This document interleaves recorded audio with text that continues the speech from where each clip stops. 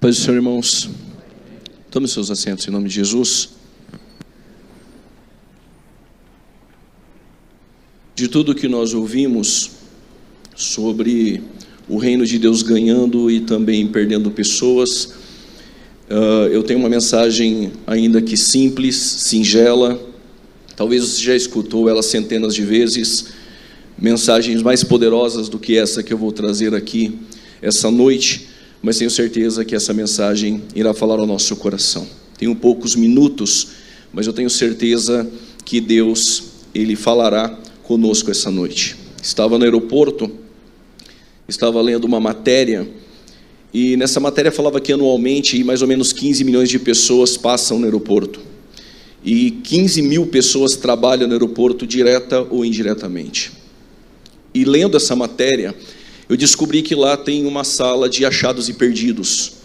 E essa sala é imensa, é muito grande. Tem perdidos notebooks, celulares, guarda-chuvas, tudo que você imagina tem na sala de achados e perdidos. Aí eu perguntei para um funcionário se realmente havia veracidade. Ele disse: é verdade, a sala de achados e perdidos ela é imensa, extraordinária, e tudo você encontra nessa sala. E o meu voo era depois de 2 horas, e eu lembrei que na Bíblia nós também temos uma sala de achados e perdidos. E eu queria lhe convidar para que você abrisse a vossa Bíblia e entrasse comigo na sala de achados e perdidos, que está em Lucas capítulo de número 15. E eu quero ler o versículo de número 3. O cerne do Evangelho é exatamente tudo isso que nós cantamos aqui, que nós ouvimos. É sempre Deus buscando aquele que está perdido. É por isso que Jesus vai dizer que Ele veio salvar e buscar a quem estava perdido. Versículo de número 3 do Evangelho, ao qual escreveu Lucas, diz assim: e Ele lhe propôs esta parábola, dizendo... Se você quiser fechar a sua Bíblia ou deixar aberta, fique à vontade. Nós sabemos que Jesus, quando Ele vai trazer essa parábola, é um recurso linguístico, parabólico. É uma maneira de Jesus pegar coisas complexas e difíceis e trazer aos discípulos ou ao público de maneira bem simples. Alguns recebiam de mau grado, esses nunca entenderam a parábola. Alguns discípulos entendiam algumas das 40 parábolas contadas por Jesus. Às vezes eles não entendiam, mas procuravam o mestre depois, a qual mesmo iria explicar. A moral dessa parábola é quando os fariseus estão questionando Jesus, porque Ele se assenta na mesa dos pecadores. E Jesus então Ele propôs não contar 3 parábolas. Nessa trilogia Ele conta uma parábola. Porém, Ele cita 3 acontecimentos, mas sempre o amor de alguém, o amor de Deus buscando quem está perdido. E Jesus ele começa a falar sobre 4 coisas comuns que existem nos 3 textos. 4 coisas são muito comuns, tanto na ovelha perdida, na dracma perdida, no filho pródigo. Todas elas têm uma perda, têm uma busca, têm um reencontro e têm uma festa. Eu vou repetir não porque você não entendeu, mas para você gravar. Nos 3 textos dessa parábola tem uma perda, em comum também tem uma busca, tem um reencontro e também tem uma festa. A ovelha perdida, quando ela se perde, ela estava dentro de um aprisco junto com outras 100. Ela se perde, nós não sabemos o porquê ela se perdeu, mas sabemos que ela está perdida e talvez nem se deparou que já estava longe demais do aprisco. E quando ela se depara, ela não lembra mais como voltar. Inocentemente, ela perdeu o sentido do caminho de volta. E o bom pastor vai buscar essa ovelha. Em João capítulo de número 10, nós temos Jesus metaforicamente falando que Ele é a porta. De repente Ele diz que Ele é o bom pastor que dá a vida pelas suas ovelhas.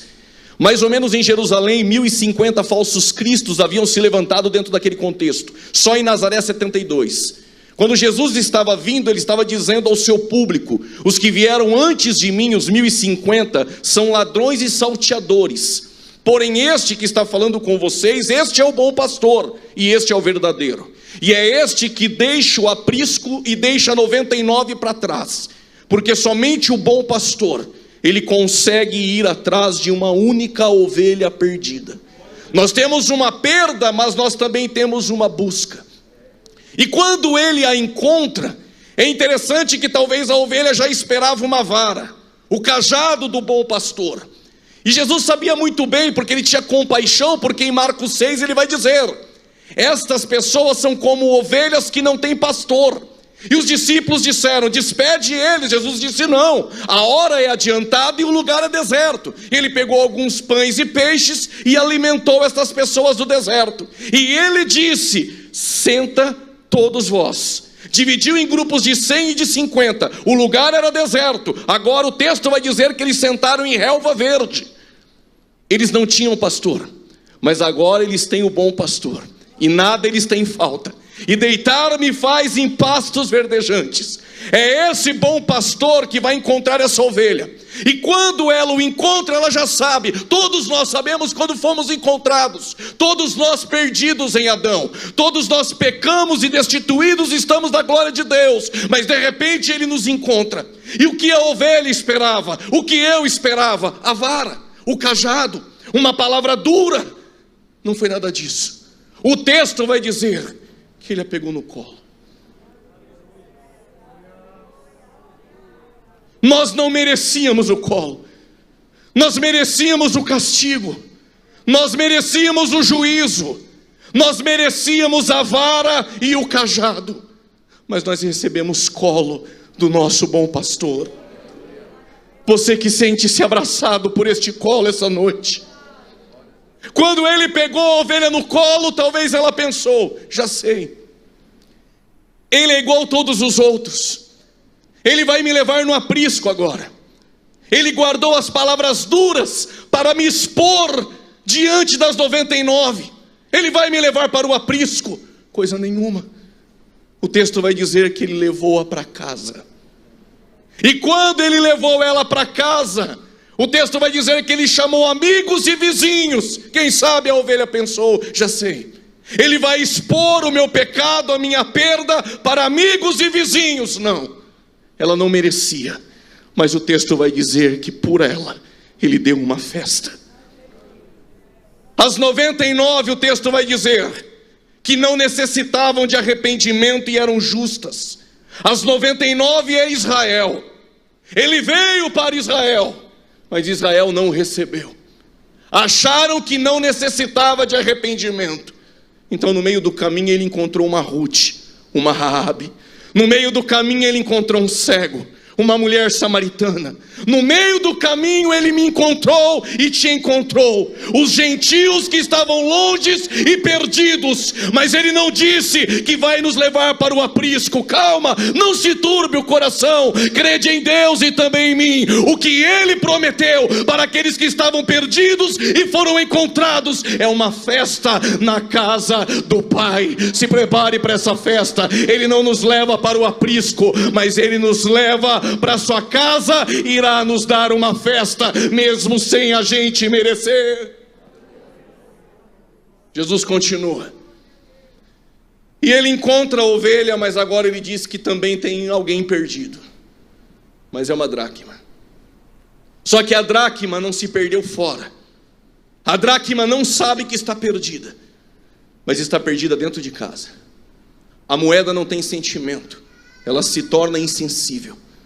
Está dentro da casa, canta as músicas, mas é insensível. Os louvores já não te atraem mais. Os trabalhos da igreja você até participa, mas se tornou insensível. Não consegue mais sentir a presença. Insensível, está perdido dentro de casa. E só para te adiantar, a dracma no Oriente não tinha valor nenhum. Tem uma perda dentro de casa, mas também tem uma busca. E quem decidiu buscar a dracma sabe que ela não tem valor nenhum. Aliás, no Oriente a casa é escura e precisa acender a luz, mas não é um interruptor, é um azeite que vai dentro de uma lamparina. O que me chama a atenção é que o valor do azeite é caríssimo. Centenas de dracmas não pagariam o que foi gasto para encontrá-la. A dracma não tem valor nenhum, mas nela tem um sentimento daquele que a perdeu. A dracma por si só não tem valor, mas na efígie dela há uma imagem.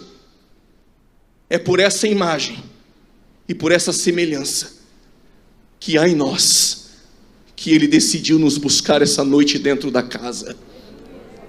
A moeda que estava na boca do peixe, Jesus disse: Pedro, o que tem na imagem? César. Então dê a César o que é de César. Dê uma olhada para esse irmão que está do teu lado. Se ele tem a imagem e semelhança de Deus, diga a ele: dê a Deus então o que é de Deus. É por essa imagem que Ele decidiu te buscar aqui dentro de casa. Só que o azeite é muito caro, e quem está perdido não tem valor. Ninguém investiria nada em uma dracma perdida, mas quem a perdeu está aqui essa noite. Ele não mediu esforços, Ele deixou a eternidade, Ele se fez carne e não deixou de ser Deus. E Ele está dizendo que a luz está acesa aqui dentro essa noite, para te encontrar. Você que está insensível por alguma coisa, eu não sei qual é, Ele decidiu te encontrar essa noite. Talvez você está dizendo: mas eu não tenho valor, pregador. Estou aqui dentro perdido, insensível, com as agruras da vida. Eu estou te dizendo, Ele não está preocupado se você tem ou não valor. Para Ele é um valor sentimental. Ele quer te encontrar aqui dentro essa noite, você que está perdido dentro da casa. Preste atenção no texto. Só encontra quem está perdido se acender a luz. Lâmpada para os meus pés e luz para o meu caminho é a tua palavra. Só encontra quem está perdido pelo poder da palavra. Talvez os louvores não te encontraram, mas a palavra de Deus pregada é a voz de Deus soando no jardim, procurando alguém perdido lá dentro e perguntando: onde estás? A palavra de Deus está soando no jardim essa noite, procurando o pecador e perguntando: onde estás? Onde estás? Onde estás? A luz já foi acesa. Ele vai te encontrar essa noite, mas também Ele vai dar uma festa. E o texto não diz que os anjos fazem festa no céu. Desde a minha conversão eu sempre ouvi isso: os anjos fazem festa no céu. Leia o texto, não é os anjos. A festa no céu, diante dos anjos, quando um pecador se arrepende. Quem faz festa é aquele que veio te procurar e te encontrar essa noite, porque Ele sabe o valor que você tem, e é por isso que Ele não mediu esforço. E a festa é muito mais cara do que a dracma, vale muito mais do que nos encontrar. Mas a graça, a misericórdia e o amor de Deus está aqui essa noite para nos encontrar. Agora Ele não fala mais de alguém perdido dentro de casa, e nem alguém que se perdeu e não conhece o caminho de volta. Ele fala de um pai que teve 2 filhos, e um deles pediu parte da herança. Uma leitura rápida, isso fica para trás. No Oriente só se pede a herança do pai após a morte. Todo pródigo, quando decide sair de casa, ele está vivendo como se o pai não existisse mais. Quando o filho pródigo resolveu sair, ele estava dizendo para o pai: eu prefiro o Senhor morto. E ele foi longe demais.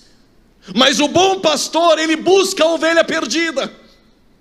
Quem perdeu a dracma não mede esforço e gasta muito mais para encontrá-la dentro de casa. Mas o pai não vai buscar o filho pródigo. Não é porque o pai não ama, é porque todo pródigo sabe o caminho de volta para casa. Vou dizer mais uma vez: todo pródigo, ele sabe o caminho de volta. Ele conhece as músicas, ele sabe o valor da oferta no culto, ele já participou dos departamentos da igreja, mas ele decidiu sair.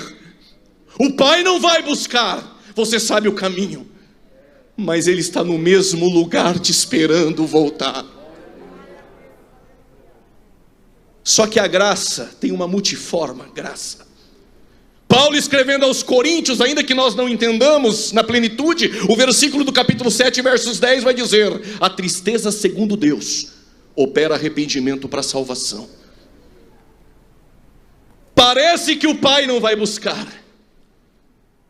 mas a fome e a lama são métodos de Deus para trazer o pródigo de volta.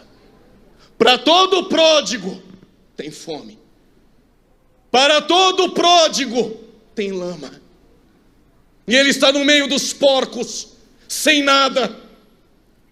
E ele se lembrou dos diaristas da casa do pai, porque jornaleiro trabalha para ganhar no dia.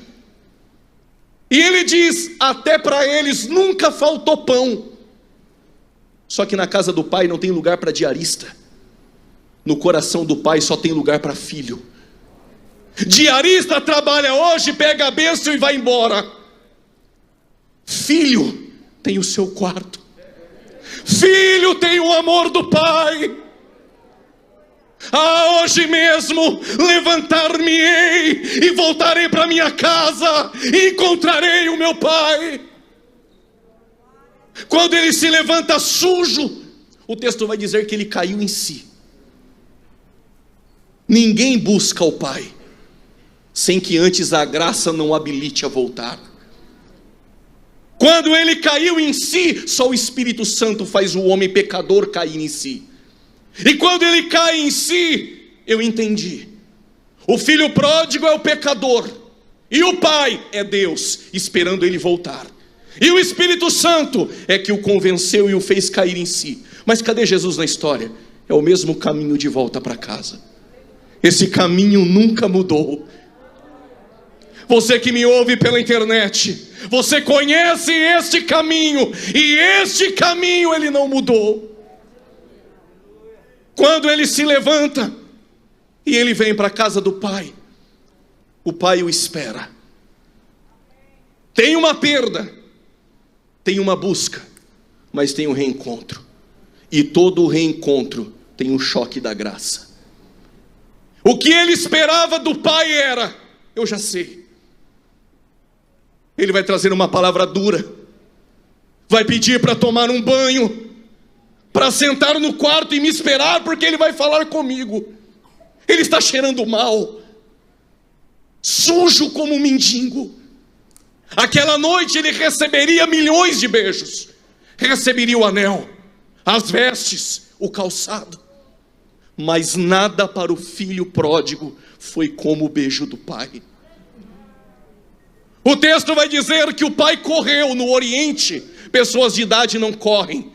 Deus quebrou o protocolo e foi ao teu encontro te abraçar. Depois que você já está aqui dentro, eles vão te abraçar, eles vão te beijar, mas só Deus, só o pai dá beijo sem banho, dá colo sem banho. E ele abraçou no filho pródigo, e quando ele o abraçou, deu uma lida em Deuteronômio 21, versículo 18 a seguir. Todo filho pródigo deveria pela lei ser apedrejado pelo pai. Quem vai apedrejar? Quem a graça abraçou. Quem vai apedrejar? Quem o pai decidiu abraçar essa noite. Não era para você estar aqui, não era para nós estarmos aqui adorando ao Pai, mas Ele nos abraçou, é Ele quem nos justifica. Nenhuma condenação há aos que estão em Cristo Jesus. Sinta-se abraçado pelo Pai essa noite. Só quem recebeu já esse abraço, esse beijo, quando eu estava sujo, caído na lama. Aleluia. O anel não tem tanto valor, irmão. As vestes pouco importa.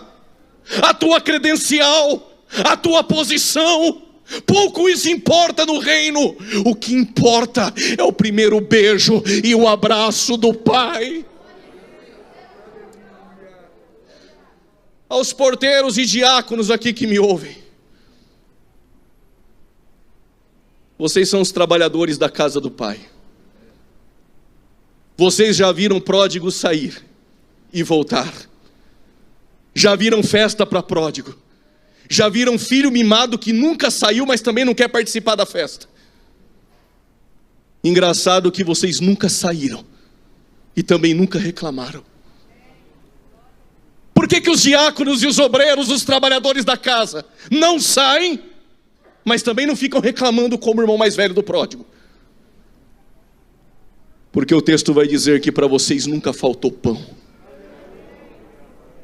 É o pão que te sustenta aqui dentro. É o pão da palavra que nos colocou de pé. E não deixa a gente sair e também não reclamar. Porque trabalhamos pelo reino, passe o que passar. Quando o pródigo entrou, só tem festa se o novilho morrer. Vou dizer de novo, só tem festa se o novilho morrer. Vou dizer mais uma vez, só tem festa se o novilho novo morrer. Só que o texto vai dizer que o irmão mais velho ouviu o barulho da dança e da música. Ele está dentro de casa e nunca saiu, mas reclama da orquestra, reclama da música, reclama do culto. Está aqui dentro, mas não satisfeito. Aí o pai foi lá fora falar com ele. E o pai olhou para ele e disse: por que vai ficar fora da festa? Se tudo que é meu é teu. Já era para você estar glorificando aqui dentro. Se tudo que é do pai é teu, está reclamando do que aqui dentro essa noite? Eu não sei se você é uma dracma. Eu não sei se você é uma ovelha. Eu não sei se você é o pródigo. Mas eu tenho algo para dizer a você essa noite. Ele quer te encontrar. Pregador, eu não entendi minha conversão ainda. Eu vou explicar isso muito rápido. Quem está comigo, diga amém. A Maria, ela era noiva. Mulher noiva está preocupada com padrinhos, com roupa, com convites. O texto vai dizer que o Gabriel apareceu e disse: mulher, salve agraciada. No grego, haristos, você foi alcançada. Ser alcançado o que é? É o Espírito Santo pegou a semente e colocou Jesus lá dentro. Todos que fomos alcançados, recebemos Jesus aqui dentro. A partir dali, Maria parou de se preocupar com as coisas e passou a se preocupar com aquele que vai ser gerado dentro dela. O que fazer para não ser um pródigo e não se perder aqui dentro? Jesus tem que nascer aí dentro. Gálatas 1,16, Paulo diz: Jesus foi gerado dentro de mim. Qual é o passo da conversão? Primeiro, ser alcançado. E quando nós somos alcançados, Jesus começa a crescer aqui dentro. E começa a ter uma transformação no nosso corpo de dentro para fora. Só que por mais que você tente esconder o Jesus que foi colocado aí dentro de você, não tem jeito. Ele cresce. Não dá mais para esconder Jesus aí dentro. Só que Jesus precisa nascer. E muitas vezes as portas da estalagem vão se fechar. Mas tem um lugar na manjedoura e Jesus precisa nascer aí dentro. O maior desafio de Maria foi colocar Jesus para fora e entregar Jesus pelos outros. Quem tem Jesus gerado aí dentro, entrega Jesus para os outros. Só que quando Jesus está na cruz, ele olha para Maria e diz: mulher, eis aí o teu filho. O que Jesus está dizendo, eu encerro aqui com um desafio para você essa noite. Pelo departamento do Pai, pelos 21 anos, fica esse desafio que o departamento do Pai sempre faz. A palavra João, Yohanan em hebraico, ou Iones no grego, significa Jeová doador. Não basta receber Jesus. Jesus tem que ser gerado. Tem que entregar Jesus para os outros lá fora. Mas o desafio da cristandade é: mulher, cuide daqueles que estão contigo nos pés da cruz. Esse é o desafio essa noite. Deus te abençoe em nome de Jesus.